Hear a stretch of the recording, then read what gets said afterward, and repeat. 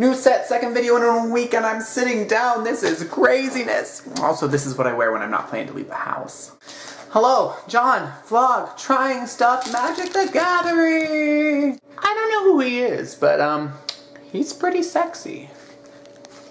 Hint two. To me, the most intimidating, seemingly impossible to break into aspect of Magic the Gathering is deck building. And really, that's the game. The matches are fun, but the point is to get new cards and put them together so that you can win matches.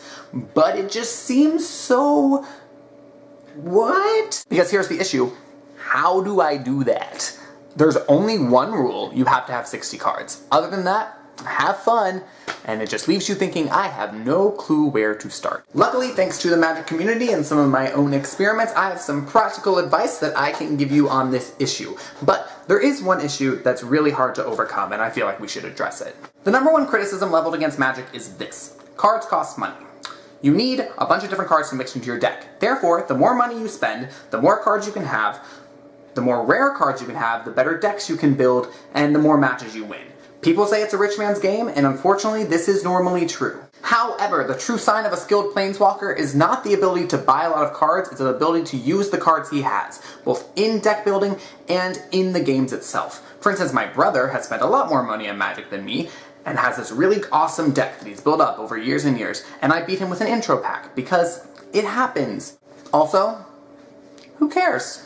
If you're interested in Magic because you want to earn a bunch of money in tournaments, then I guess you do. But if you're just playing for fun, find other poor people to play with, then it won't matter who spends the most money. Well, let's not focus on that. You have your intro pack and a few boosters, you're ready to build your deck.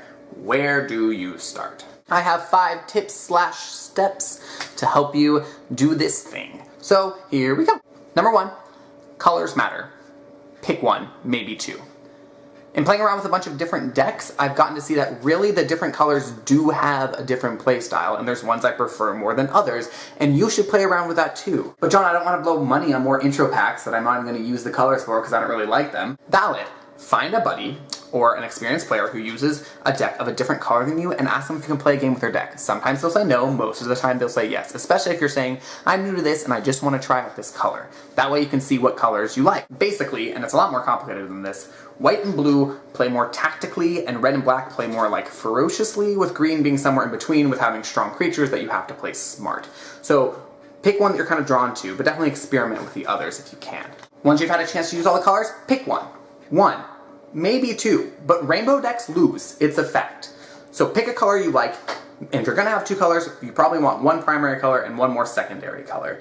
This is a good foundation to start your deck from. Number 2, you have to have 60 cards, and you probably want about 60 cards. It's a very common rookie mistake to be like, I want all the good spells in my deck that I have, and that's cool, except the more spells in your deck, the less likely they're actually going to come up in your hand for you to use. So make the hard choices and keep your deck around 60 cards. That way your deck will be much more efficient. Number 3, by now we know what color or colors we're using and about how many cards we want, and now we want to come up with a sort of deck strategy. You want your cards to work together. If you've played with an intro pack, you can probably see elements of this. My Bestial Surge deck, for instance, is all big creatures, cards that help green magic are big creatures, and cards to stop flying creatures from just going over them. It all works together. Pick cards that work together to make you stronger, and other cards that kind of address your weaknesses. Of course, we're keeping around 60 cards, so sometimes we'll have to add more weakness to get more strength. But that's okay. Just pick your concept, run with it. Number 4, lands. This can be the hardest thing about deck building. You need mana to cast spells. In general, they say you should have about a third of your deck be lands, but this is of course just a suggestion. You don't want to clog your deck with too much mana either, because that's taking away from cards that could be spells and do things. It's a really tricky balance and can be really hard to work out. Bonus tip regarding mana, it's helpful to have cards that require low amounts of mana, medium amounts of mana, and high amounts of mana, so you don't have any period of the match where you're kind of stagnant. This is called curving the deck. And this tricky balance leads right into tip number 5, playtest. Don't feel like your deck has to be perfect before you go out and play with it, because it won't. Try it out a couple times, figure out what's working and not working. Maybe you need to add more lands. Maybe that spell you thought was awesome isn't really great. As my music teachers always said about staying in tune, it's a process, not an event. So there you go. Try it out and play with it and improve it. There are wrong decks, yes, but there are so many different types of right decks that you're sure to get something that works for you. The whole point is to pick a deck that you like to play with. And there's so much variance that really the only thing that makes a good deck good is that it wins matches, and a bad deck bad is that it loses.